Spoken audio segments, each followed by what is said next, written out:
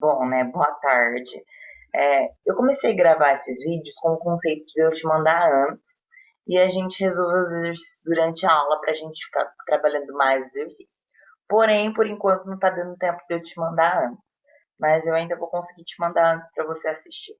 Bom, hoje, como a gente discutiu, é, a gravitação é um tema que com certeza a FAMERP ou o vestibular da Unesp, que a prova é a Unesp, vai pedir alguma questão.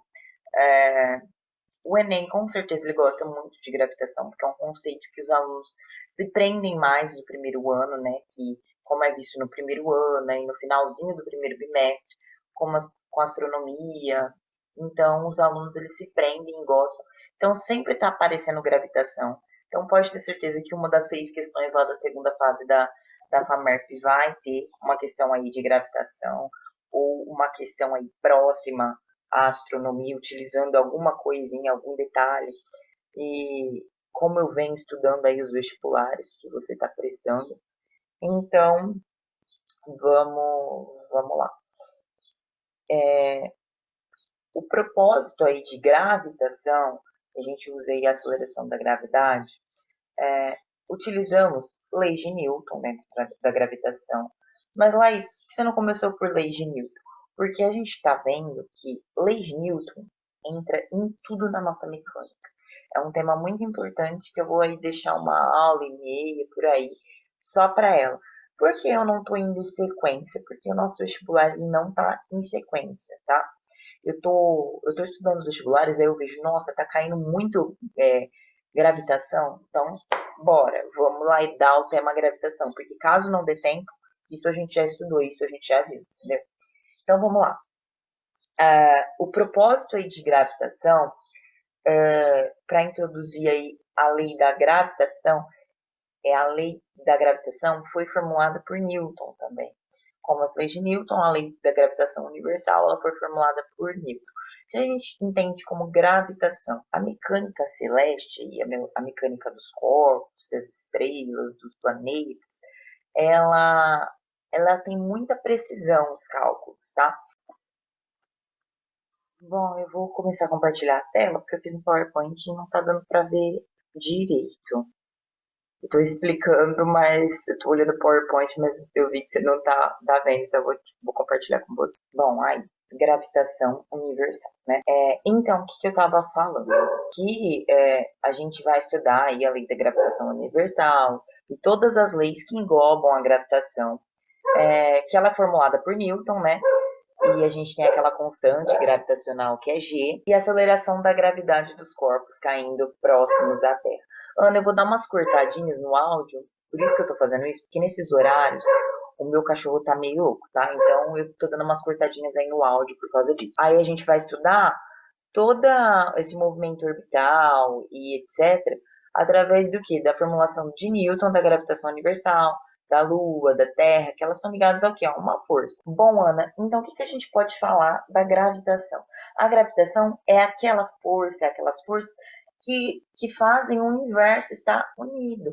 É muito lindo pensar nisso, porque a gente pensa assim, na física como uma ciência, tipo, grande, sai da casinha um pouco de mecânica, aquela mecânica que a gente vê de carrinho, sai e a gente vê essa física como uma ciência que estuda o universo como um todo. Então a gravitação, ela é uma força, junto com a força de aceleração da gravidade, que ela faz o universo se unir.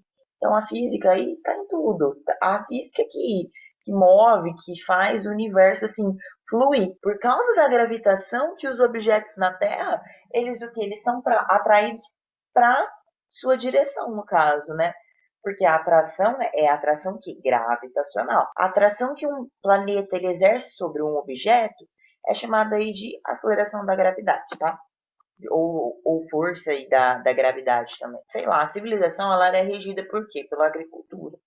E pela agricultura, não sei se você sabe, mas é regido muito pelas estrelas, pelas posições dos astros, para certa fertilidade que a gente fala, fertilização do solo e etc. Esse modelo, antigamente, era um modelo que falava que era o geocentrismo. Observando aí o céu, a gente percebe que alguns astros eles descrevem o quê? O movimento é irregular. Então ele propiciou aí obter a noção do tempo nas épocas de ano, aí, onde o Sol girava em torno da Terra. Só que esse conceito a gente viu que é muito errôneo, né? Aí depois, por volta aí do século XVI, Nicolau Copérnico aí propôs o que o heliocentrismo. O heliocentrismo dizia que o Sol ele estava aqui no centro do universo, que os planetas giravam aí em órbita circular, tá? No fim do século XVI, o astrônomo Tycho catalogou durante décadas as posições do planetas. A gente vai estudar aí como Tycho era o fodão, aí Kepler era tipo um aprendiz do Tycho. Depois do Tycho catalogar tudo as posições do planeta, tipo, passar anos catalogando, o Kepler vai lá e faz dentro desses catalogamentos, dentro desses estudos, leis matemáticas para os movimentos dos astros, que aí a gente vai chamar de leis de Kepler, da gravitação, entendeu? Então eu vou começar com as leis de Kepler para falar sobre a gravitação, tá? No século XVII, ele enunciou aí as leis de Kepler. As leis de Kepler são 3 leis, né? Que são as leis sobre o movimento planetário, descrevendo aí órbitas dos planetas do sistema solar. E elas explicam, as leis de Kepler, como funciona o movimento de qualquer corpo orbitando algum astro massivo, como planetas ou estrelas. Elas fazem aí trajetórias de elipse, que é as trajetórias elípticas, né? E são aí regidas por 3 leis. E a gente aí vai falar um pouquinho das 3 leis de Kepler antes de entrar na lei da gravitação universal, tá? Ó, eu tenho certeza que você viu isso, é só para dar uma pincelada e lembrada para a gente ver nos exercícios, tá? Porque a gente vai ver que os exercícios de gravitação eles são muito teóricos, a maioria deles. Então vai pedir muito sobre o que é cada lei, algum exercício vai cair, não o que é cada lei, mas assim, algum exercício que é tipo, fale verdadeiro ou falso sobre as leis de Kepler, ou que é a lei da gravitação universal, que ela enuncia aí, o que ela fala. E é isso. Então vamos lá para as 3 leis de Kepler. A primeira lei de Kepler é a lei das órbitas elípticas. Então a trajetória de um planeta é uma elipse e um dos focos está o Sol. Então os planetas eles descrevem o que? Uma trajetória elíptica numa órbita, né, que gira aí em torno do Sol nessa órbita elíptica. E o Sol ele está ocupando aí um dos focos, tá? Aqui, ó, eu coloquei uma pequena observação. Ai, Ana, peraí, tá complicado apresentar por causa de uma barrinha de tarefas que aparece aqui. Eu vou tentar. Observação: no caso da Terra, o periélio dista 147 milhões de quilômetros do Sol e o afélio 151 milhões de quilômetros. Tá, lembrei dos pontos afélio e periélio. Periélio, então, ele corresponde a um ponto, aqui esse ponto aqui, ó, em que o planeta do sistema solar, ele fica o que mais próximo do Sol. Então, aqui ele diz que 147 milhões de quilômetros do Sol. E o afélio, ele corresponde a um ponto aí de maior afastamento, tá? Do planeta em relação ao Sol, porque aí é 151 milhões de quilômetros. Nossa, professora, nossa, Laís, mas não é tão distante assim, ô louco, gente. A gente tá falando em milhões de quilômetros, então você pensa aí um pouquinho, tá? Então, o afélio aí é o ponto de maior afastamento. Afélio, anterior, afastamento. Periélio, distanciamento. Então, é o mais próximo, tá? O periélio e o afélio, afastamento distante, tá? Então, o periélio da Terra, ele ocorre, assim, no final de dezembro, sabe? Porque a distância do Sol ela chega a 147 milhões de quilômetros. Já no afélio, ele dá ao começo aí do mês de junho. Então, se perguntar, o afélio ele se dá ao começo de junho e o periélio aí no fim de dezembro, tá? E no afélio, a distância entre o planeta e o Sol, ela chega aí a 151, 152 milhões de quilômetros mais ou menos, tá? E as órbitas dos planetas, elas são o quê? Uma elipse, tá? Uma bolinha aí achatada. Mas eventualmente aí elas podem aí ser sim circulares, tá? Segunda lei de Kepler é a lei das áreas. O segmento que une o planeta Sol varre áreas iguais em tempos iguais. Então, aí, um planeta em órbita em torno do Sol, a gente imagina ele em torno do Sol. Sabe? Ana, isso daí é meio mecânico mesmo. Isso daí, as definições, decora. Não que eu queira falar para você decorar, mas como seu intuito agora é passar no vestibular de medicina, grava muito bem isso, tá? Mas entenda também, porque isso tem vários conceitos em si. Isso você pode fazer confusão, tá? Então aí, ó, o Sol tá aqui, o planeta ele vai girar em torno do Sol, tá? Como que tá o desenho. E, e não se move aí com velocidade constante. Mas, tal maneira aí, tem uma linha aí traçada pelo planeta, que é uma linha traçada aí do planeta ao Sol, aqui, ó, do planeta ao Sol, que ele vai varrer o quê? Áreas iguais, que aí tem o sinal iguais, em intervalos de tempo iguais, que são o nosso delta t. Então, assim, a gente vai verificar que a velocidade do planeta é maior o que perto do periélio e mais vagarosa perto do afélio aí, tá? Do caos. Mas vamos lá, hoje é sexta-feira, dia de aproveitar e dar uma estudada boa no final de semana. Que delícia, né, Ana? Mas vamos lá. Terceira lei de Kepler. A terceira lei de Kepler é a lei dos períodos, tá? Os quadrados dos períodos dos planetas são proporcionais ao cubo do raio médio das elipses das suas trajetórias. Meu Deus! E equaciona as relações entre as várias trajetórias de vários planetas. Para todos os planetas, então, t quadrado é dividido por r ao cubo, é constante, é k. Tá, Laís, eu não entendi. A terceira lei de Kepler, então, ela afirma que o quadrado do o período orbital vai ser o t aí, tá? De um planeta, ele é diretamente proporcional ao cubo do raio, que é a distância média até o Sol, que seria o raio, tá? Que aí é o R ao cubo, R3. Além disso, a razão entre o t quadrado e o r aí ao cubo, ela é exatamente aí a magnitude para todos os astros que orbitam aí essa estrela, tá? Então, por isso que ele vai ser constante, por isso daí dessa expressão, que é a razão entre o quadrado do período e o cubo do raio médio da órbita de um planeta, ele é constante. Por isso aí essa expressão aí que eu coloquei, entendeu? Aí já deu para entender melhor. Então, a expressão usada para o cálculo da terceira lei de Kepler, ela é mostrada aqui, igual eu falei, e sendo T o período orbital e o R o raio médio aí da órbita, tá? Então, o raio médio da órbita, utilizando aí a terceira lei de Kepler, ela é dada pela média, por exemplo, de um raio mínimo e um raio máximo. Se a gente dá vários raios, tá? Aí a gente tem que fazer uma média pelo raio mínimo e o máximo. E as posições, elas caracterizam aí maior e menor distância da Terra, então, em relação ao Sol, que a gente chama ali, igual a gente viu na primeira lei de Kepler, que é o periélio e o afélio, tá? Então, que força, Laís, é a força gravitacional entre a Terra e o Sol? Ela está orbitando, não tá?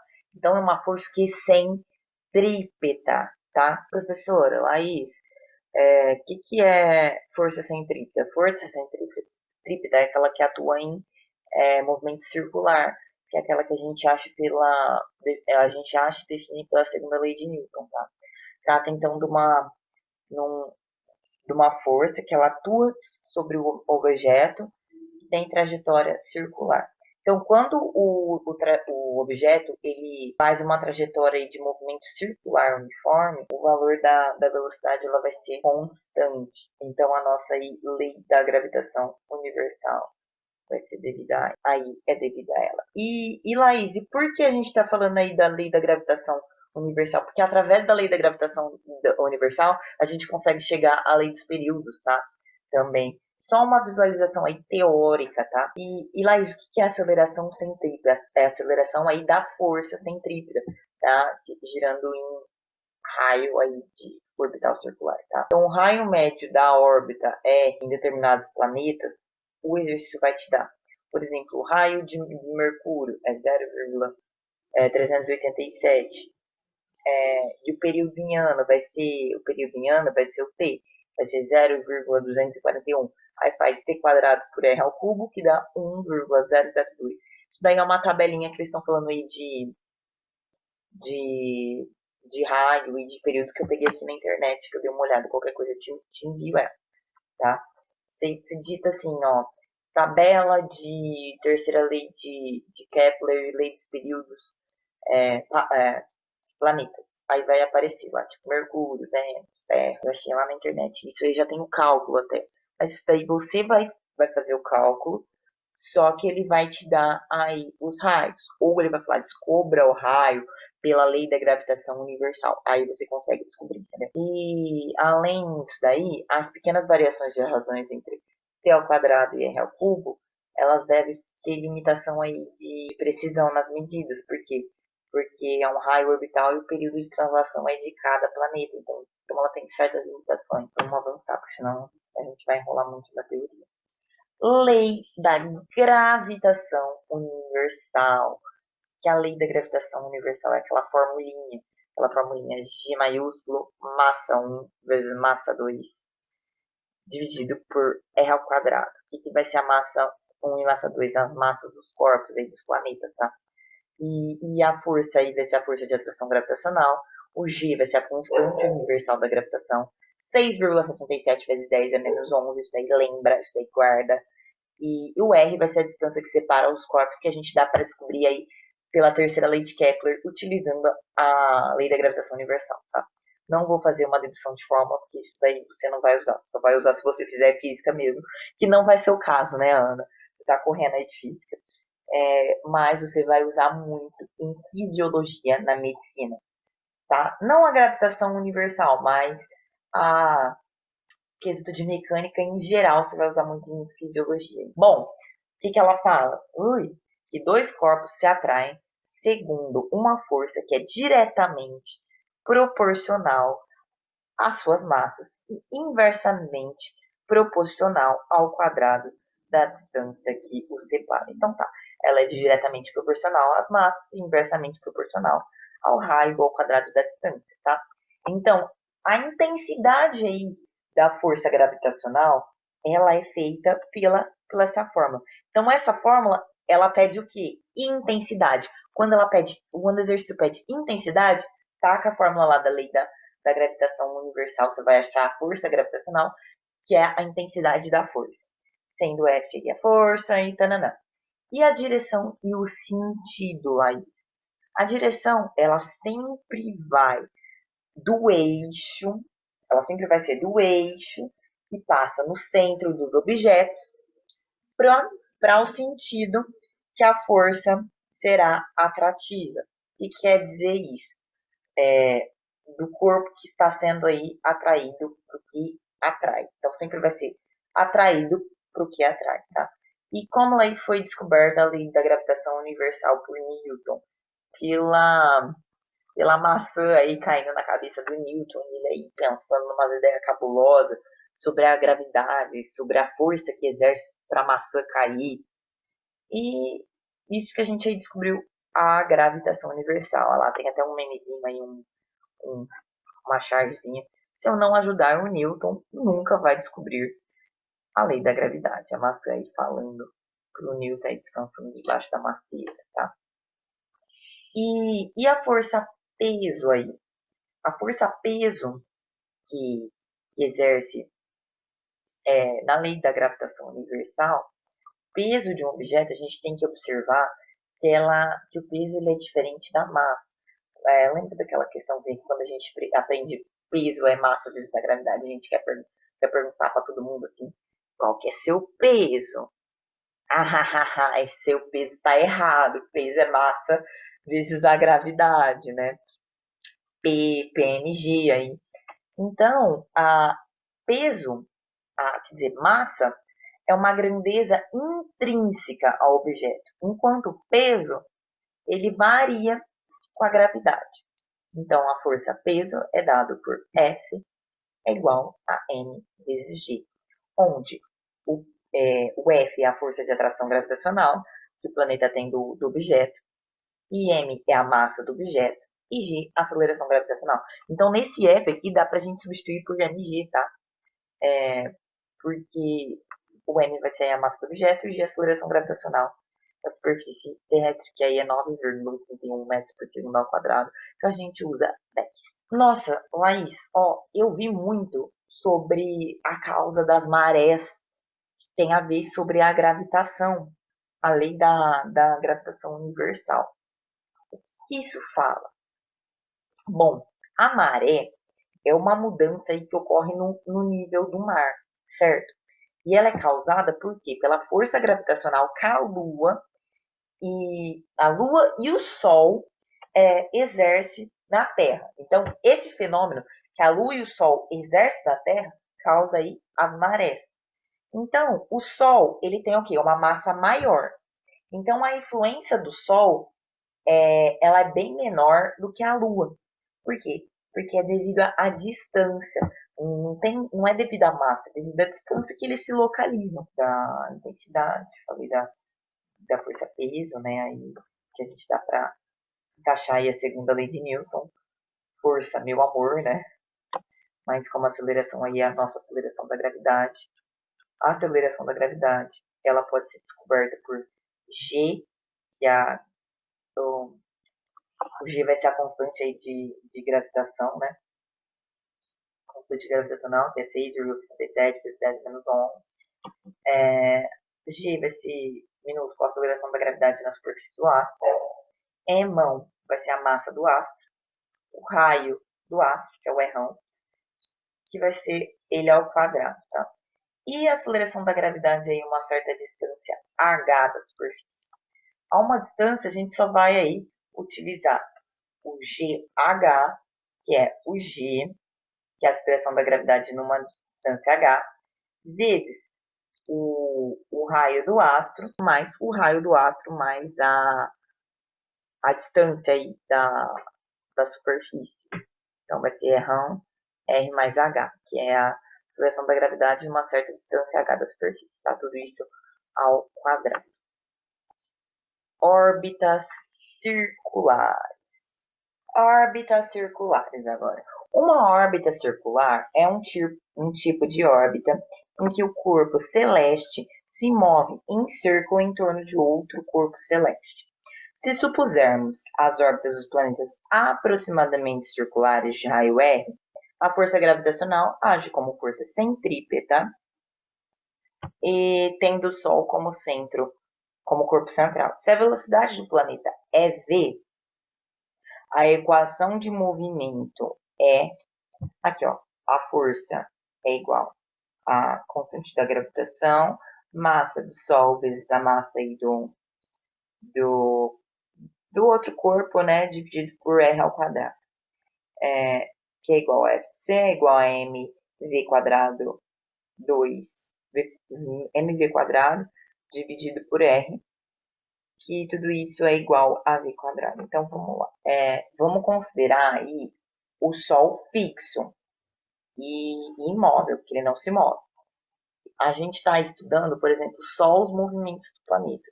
Então, aí a gente chega nessa fórmula, se a gente só estudar os movimentos do planeta. Tendo aí que V é o quê? V é igual a 2πr por T, né? T é chamada aí de período. Assim, o período da órbita vai ser o quê? T quadrado, substituindo V lá, fazendo a transformação, T quadrado é igual a 4π quadrado, dividido por G por M, vezes R ao cubo. Depois dessa equação aqui, a gente chega que V é igual a 2πrt, aí descobre que T quadrado é igual a 4π quadrado dividido por G, massa do Sol, vezes R ao cubo. Mesmo assim, as órbitas dos planetas em torno do Sol sendo aproximadamente circular, nenhuma dessas órbitas é circular. Nossa, meio bugado, né?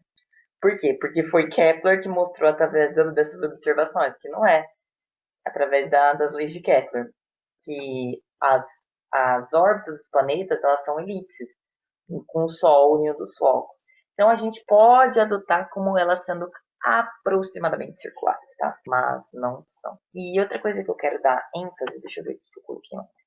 Eu coloquei que V é 2PRT ou 2RPT, né? Onde T é chamado de período. Aí eu descobri que o T, que é o período, é igual a 2π ao quadrado GMR ao cubo.